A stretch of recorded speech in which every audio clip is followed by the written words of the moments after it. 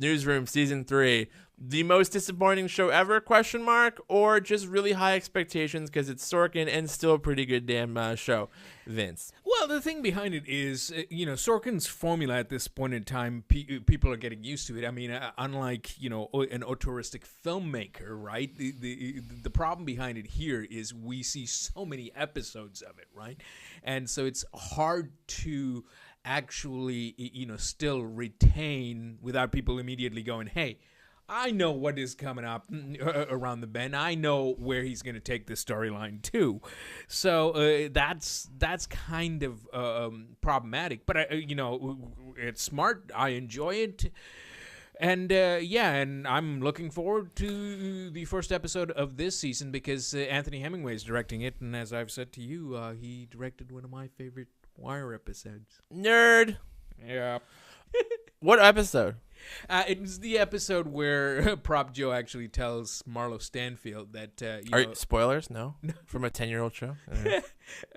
Herc's put all the cameras in there. Oh yeah. Take those cameras because if it's the cops, they're doing it illegally, and he's. Oh, that is a good episode of The Wire. All right, fair enough. Wow, we got super nerdy on that one. Yeah. Quick on the Newsroom for me. Is it like one of the most disappointing shows ever? Yeah, because if you're a West Wing nerd.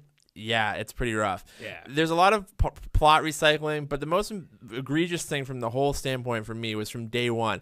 I don't actually care about whether you want to preach about real news stories because somebody in the media did get that story right. So I don't think it's really revisionist as much as telling you how the people that did it correctly did it, and they take a victory lap on the show in fictional land. I don't really care. What I do care about is the most ridiculous premise ever, which is where the Newsroom has suffered. Aaron Sorkin's always delved into relationships and these kinds of funny little things and sidetracks because, listen, most of the audience isn't news junkies like us and can focus on a show like that. I think Sorkin has always been about trying to court the mainstream, and he's from a different generation that doesn't realize that you can probably make a show like a Breaking Bad and never have to really go to the middle. You can go and do your preachy thing without having to give the little sugar that helps medicine go down. So that's a new age of entertainment, especially with Sorkin's big budgets. It's hard to do that because he loves to do the panning walk and talks, and all of the sets are really expensive. So for me, it's like Woody Allen. I say this all the time. I'm a huge fan of Woody Allen, but after, not everything can be Annie Hall in Manhattan. But guess what?